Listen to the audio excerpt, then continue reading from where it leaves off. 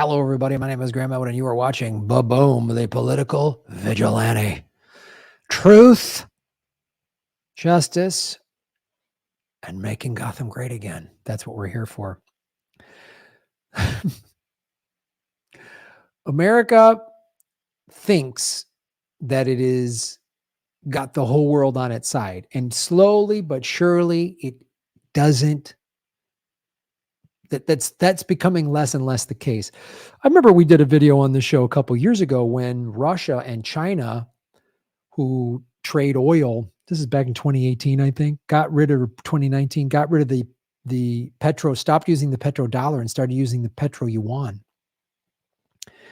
And we've shown you how China has, through the Silk Road Initiative, we've had Danny Haifong on the show numerous times, is they don't go out sanctioning and bombing everybody.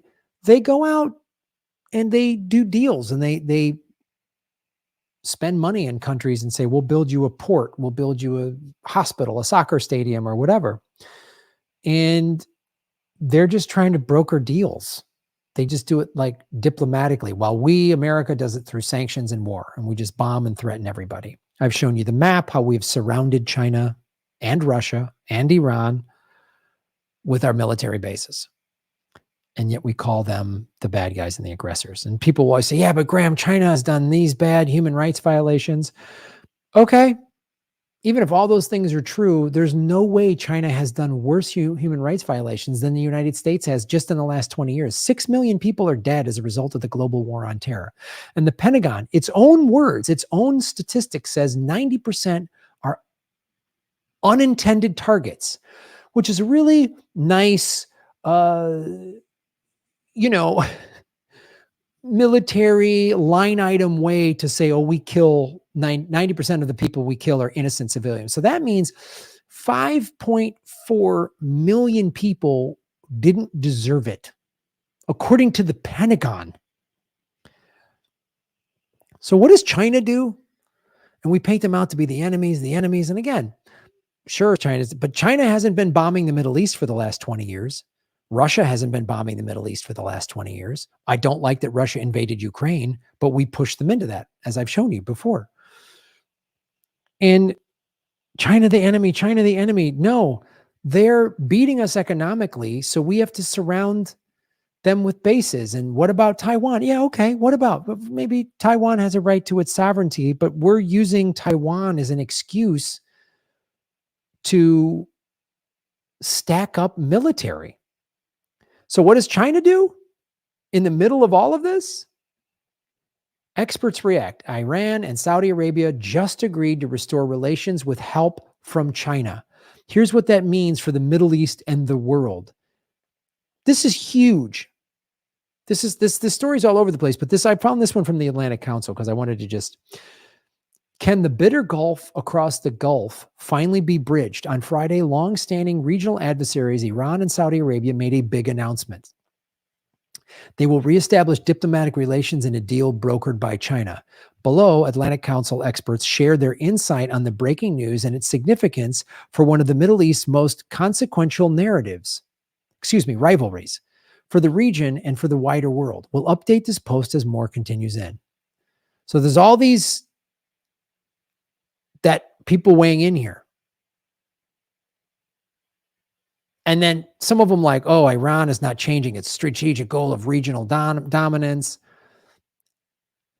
So the U.S. interests in the Gulf are more secure if nations that surround it are actively working to de-escalate mutual tensions. This was the case when a 2001 security agreement between Saudi Arabia and Iran helped prevent active conflict for 10 years despite deep mutual mistrust, and remains the case today. So we should welcome the news of the reestablishment of diplomatic ties between these two nations following the agreement last year between the UAE and Iran to exchange ambassadors once again. However, this time the deal comes with two caveats, each of which raises important strategic questions for the United States. The first, most obviously, is that it was China that brought the sides together with an announcement timed to coincide with the start of President Jinping's third term. After many years of proclamations from Beijing that it merely wanted to build economic relations in the Middle East and didn't seek any political influence, we can see See, again, oh, China's the bad guy. No, China's actually brokering peace. Are they doing it to get money? Yeah. What is everything America does is for money and power. China has been steadily increasing its regional political influence for 2 decades, highlighted most recently by a visit by Xi to Riyadh in December and a visit by Iranian President Raisi to Beijing last month. Yesterday, China promised its interests in the region were only economic and it did not want to be a major political player. Today, China will promise that it only wants diplomatic influence, not a regional military presence. Yeah, they can't have their military all over the world. Only we can. But then let's look at this too. This is what Medea Benjamin, Iran and Saudi Arabia to reestablish diplomatic relations under deal brokered by China. China makes peace, US makes war. Hashtag China is not our enemy, which is, she's so true. It's, yeah, somebody wrote China acts like a leader. The US acts like the mafia. It's like, this is what she's doing. She's trying to get peace. So, meanwhile, what are we doing? So let's talk about this briefly here. So we could be doing this, but part of America's plan in the Middle East, we kind of need everybody fighting with each other so that we have control. Because Iran has a lot of oil. Obviously, so does Saudi Arabia. Saudi Arabia is our ally, but we let them chop up a journalist, Khashoggi. We did nothing about it. We just, oh, I can't do that. Just let them kill a journalist. So, know what? No big deal. I mean, we've got Julian Assange in Belmarsh prison, so America doesn't care about press freedom. And we have tried to isolate Iran. And I don't, there's much that the Iranian government does that's repressive. Look what they've been doing. They basically killed a woman because she didn't want to wear her hijab. But our problem with Iran has always been that it wouldn't let us they wouldn't give up their oil after the Shah of Iran was deposed. So let's just look at the history real quick of America's involvement in Iran. So in 1953, the recently formed CIA staged a coup. Mossadegh was democratically elected leader of Iran, and he said he was going to socialize their oil, meaning the profits were going to go to the people. And he didn't want to just let Standard Oil and Shell Oil come in and do whatever the hell they wanted. He wasn't going to just give their oil to the West. So the CIA staged a coup and got Mossadegh out of there and put in power the Shah of Iran, who was a brutal dictator. He tortured, killed the Iranian people, human rights violations all day long. America didn't have a problem with it because he gave us the oil. Boom, we didn't care. So then in 1979, when the revolution happened and the Shah got thrown out of power and we protected the Shah, then they did the hostage crisis. But we helped create an environment where they were so angry at us, the Iranian people, because the Ayatollah, as a young man in the 50s and 60s, saw his parents get snatched up and tortured by the Shah. And he blamed, rightfully so, America for letting that happen. And we protected the Shah. We let him do whatever he wanted. And so since the Muslim clerics took over from the Shah in 79 and 80, they've been the enemy. We backed Saddam Hussein in the Iraq-Iran war in the 80s. And then Saddam became our enemy when he took Iraq off the petrodollar. So we've just had this convoluted, again, we let Saudi Arabia do whatever they want. A bunch of the 9/11 bombers were from Saudi Arabia, but that wasn't that big of a deal because, hey, we do business with them. They give us oil. Now, I bet you that might change if Saudi Arabia and Iran team up. And again, what does America do? This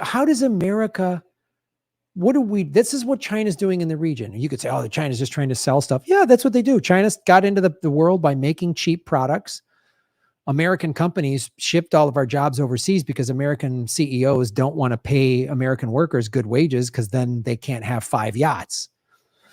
So they shipped the jobs overseas, which helped pull a lot of Chinese people out of poverty. And they want to sell their products all over the world. We want to bomb the shit out of everybody. And people say, yeah, but Graham, look at China.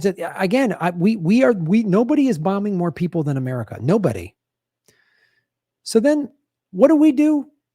Taiwan military to get 619 million U.S. arms boost as China keeps up pressure. We're trying to stir up a war in that region. March 2nd, the United States has approved the potential sale of 619 new weapons to Taiwan, including missiles for its F-16 fleet. And an island reported the second day of large-scale Chinese Air Force incursions nearby. Because again, we're surrounding China with our bases. And again, like people can say, hey, look, Graham, I'm from Taiwan. I don't like what the Chinese government has done. That's all fair. But why can't we broker peace? Like that's my big question here. The Pentagon said Wednesday the United States has approved the potential sale of Taiwan arms and equipment that includes 200 anti-aircraft advanced medium-range air-to-air missiles and 100 HARM missiles that can take out land-based radar stations. The proposed sale will contribute to the recipient's capability to provide for the defense of its airspace, regional security, and interoperability with the United States, it said in a statement. Why can't America go, hey, Taiwan, China, let's sit down at it. Let's broker peace. We could do that. Just like China just did with Saudi Arabia and Iran. How come we can't broker peace? All we can do is sell weapons. That's all we know how to do is war and Wall Street bailouts. And fast food and the Super Bowl. That's what we're good at. And pop music. We're good at pop music and the Oscars. And big, shiny distractions that keep America undereducated, divided, distracted, and afraid. We could be brokering peace in North Korea and South Korea. We could be brokering peace all over the world. But instead, we're going to alienate ourselves. And this is like, we are going to alienate ourselves. The United States is becoming more and more isolated. India is not on our side. They basically were like, we're not going to line up against Russia. I mean, I talked about this a year ago before the Russian invasion of Ukraine. Ukrainian President Zelensky was like, the West is causing problems. Zelensky was ready to go to the negotiation table, as was Russia. And then Boris Johnson flies in. And the next day, Zelensky's like, nope, we're going to let, that was Putin's line in the sand. No NATO bases in Ukraine, no nuclear weapons in Ukraine. We don't want missiles that can hit Moscow in 2 minutes. Nope. We'll listen to everything else. We'll concede, or we'll be willing to talk about anything else, Crimea, whatever, Donbass. We can talk about any of it, but that we don't want. And Zelensky was like, sure thing, you got it. And then Boris Johnson comes in and whatever he said, leans on him, says, you better watch out. We're going to pull our funding or whatever. And then Zelensky comes back and says, we're going to put NATO bases. And he all of a sudden gets all defiant with Russia, and Russia goes, okay, and calls everybody's bluff and invades. And I don't like the invasion, but we help force them. Why can't we broker peace? Why can't we broker peace? America has a history of brokering peace in certain regions. Why can't we broker peace? Why can't we do this? We should broker peace with Taiwan. We should broker peace with Tibet. If we came in, rather than like selling our rockets all on China's border, and came in and said, look, you guys got to let Tibet be, let the Dalai Lama have that spiritual center again, and let Taiwan, and we'll pull our bases back. I think China would be reasonable. But we don't even understand Asian culture, which is so big about respect, and we just disrespect them every turn and then wonder why they're like, okay. Then we're poking China to get into a fight, and China's not dumb enough to fight us militarily. They're not dumb enough to do that. So they're just like, okay, we'll buy rather than terrify everybody, we just bully our way into we tell countries, you better do it our way. We just go in and bully our way through everything.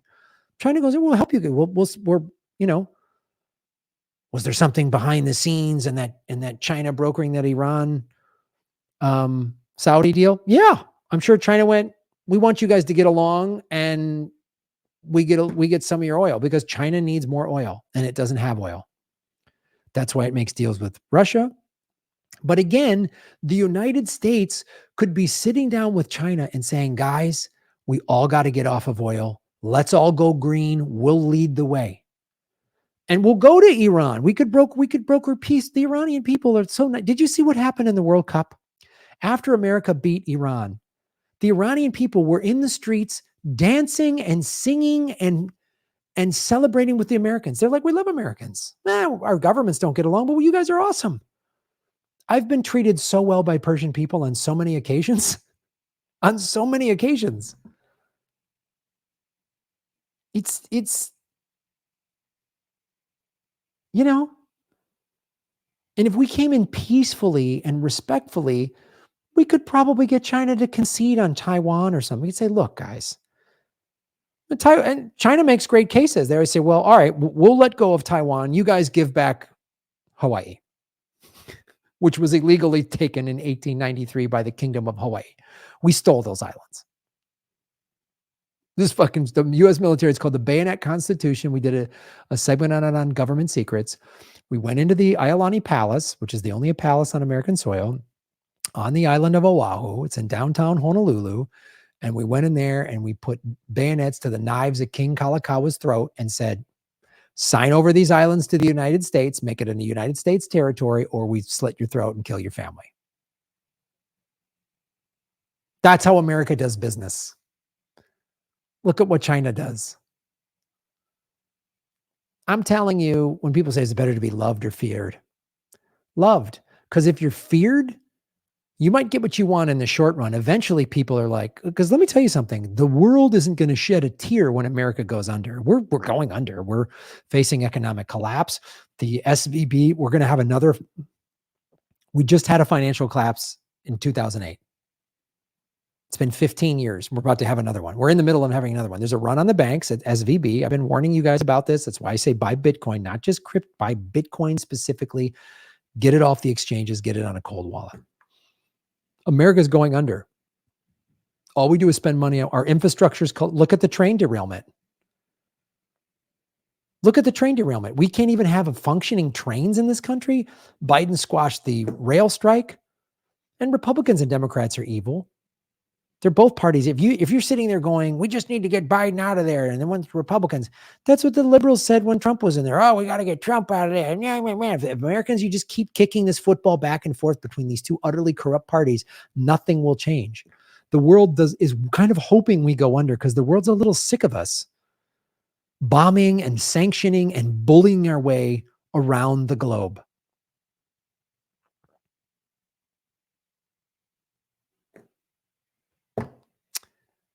Follow the money, connect the dots, get the truth. America could be the good guy, which us brokering peace around the globe would ensure that America would stay as America for a long, long time. But we're not a functioning democracy. We're not a representative democracy. We're not a government by and for the people. We're a kleptocracy run by oligarchs. A handful of powerful people control both political parties, the media, the courts. They control everything. So until that changes, China's going to beat us. And this is how they're going to beat us. And everyone's like, China, they're not going to invade. China's not going to invade this country.